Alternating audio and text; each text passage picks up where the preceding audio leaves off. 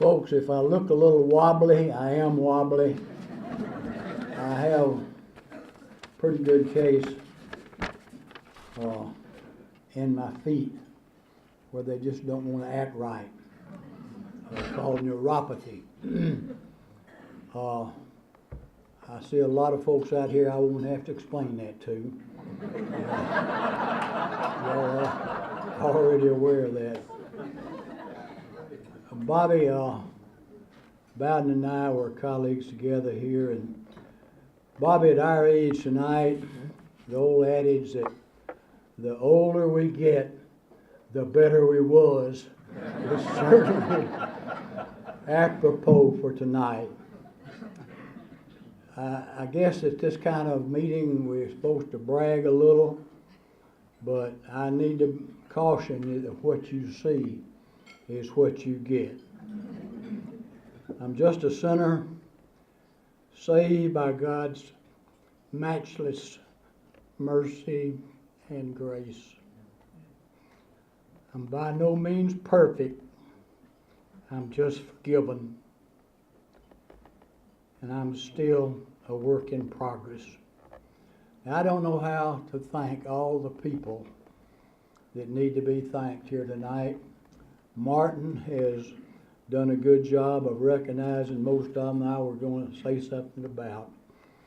But Martin, having known you for as long as I have, if when you were playing basketball here at Samford, if you were as good then as you are an athletic director now, you would have been All-American.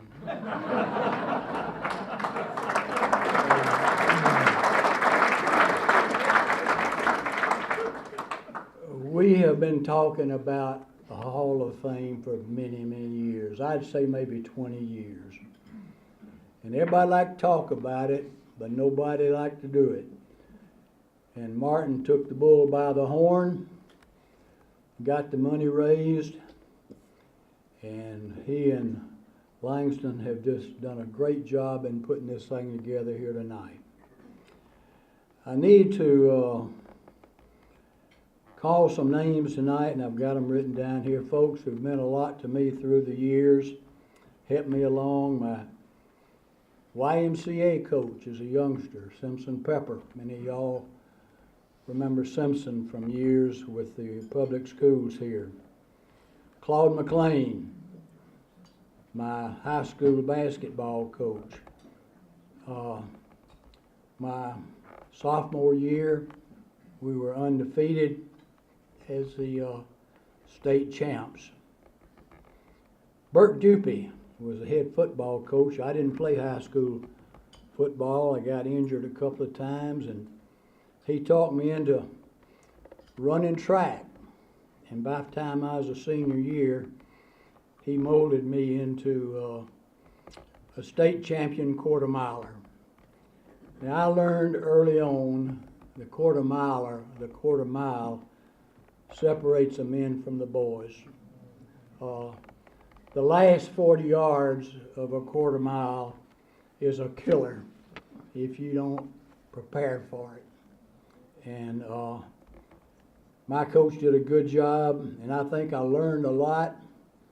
One of the things was a sidebar of it. I think as a boy, I became a man. And I appreciate all that he did in there. My college coaches, Lon Varnell, Earl Gartman, Howard Foote, Virgil Ledbetter, Bobby Bowden. Now, I didn't play ball for Bobby, I coached with him.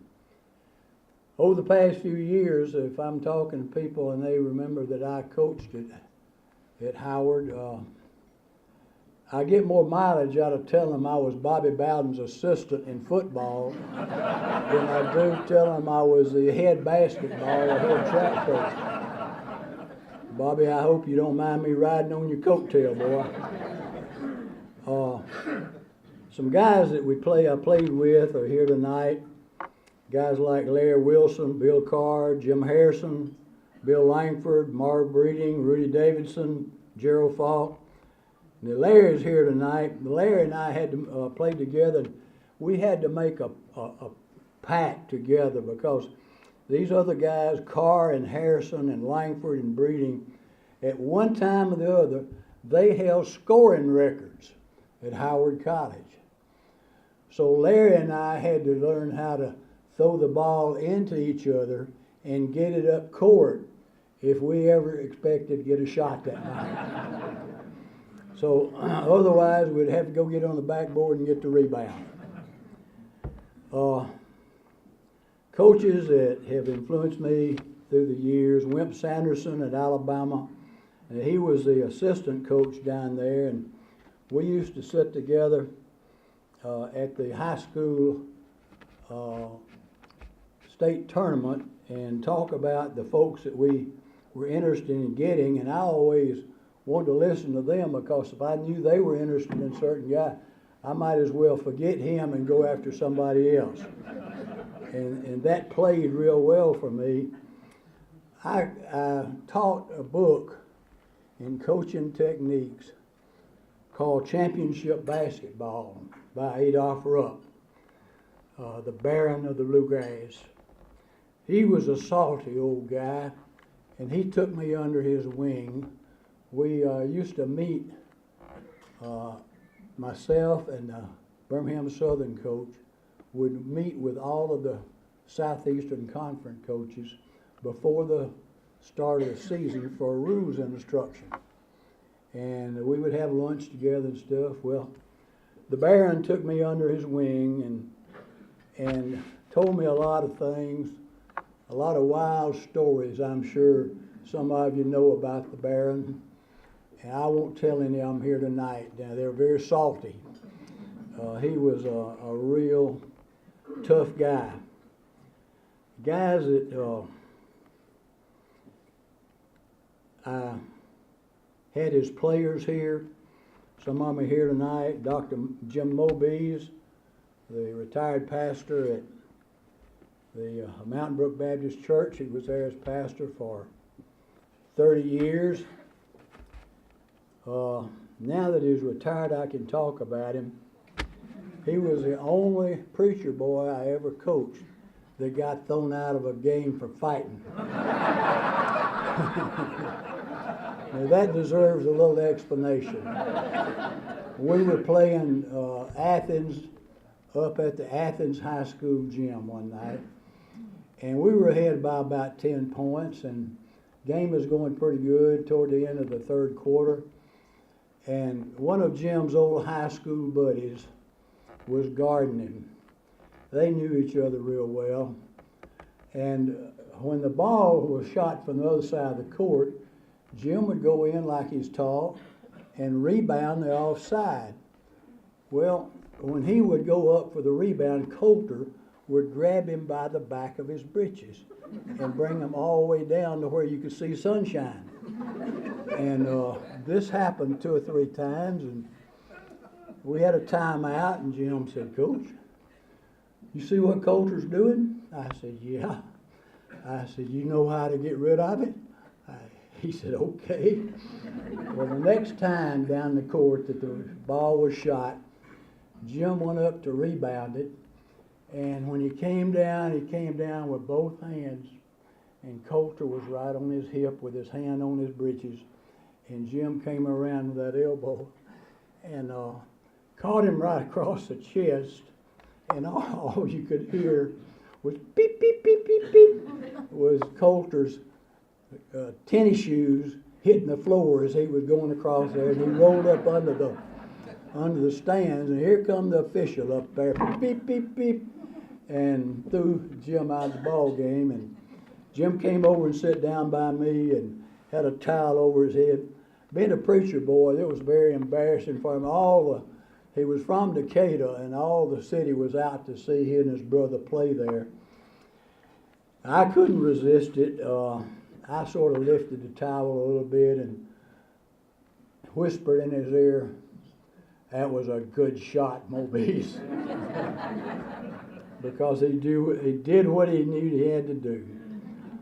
But some other guys that played for me, Dr. Bill Elder, Dr. Jim Jeffers, Dr. Brad Bishop, Pete Hanna, the one I'm here tonight, Joe Murray. Pete Hanna, most all of us know Pete. He was a senior, my first year coaching. And at that time, the Lord hadn't got a hold of Pete yet. And he was a fight, looking for a place to happen. And he was one of the toughest football linebackers that I have ever seen. He loved to hit. Educators in my life, Dr. Earl Sechrist was my high school principal and later my employer. Actually, my junior and senior year in school at Howard, I was employed to go out to Inslee and coach B football and B baseball. That allowed me time to play varsity basketball and run track on Saturdays. So it all worked out. And as soon as I got my degree, he hired me to come out there and teach math and science, keep the B sports, and made me the varsity basketball coach. Major Harwell Davis. I think I was the last hire that the major did, because I was invited to come back to Howard about the 15th of August when one of the coaches here decided to take a job up at Austin P. They elevated the coach Virgil Ledbetter to head coach and brought me in as an assistant. And I was approved about the middle of August to start work the 1st of September.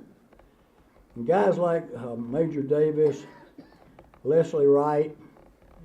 My first encounter with Leslie was when I was a 14-year-old playing softball for Central Park Baptist Church.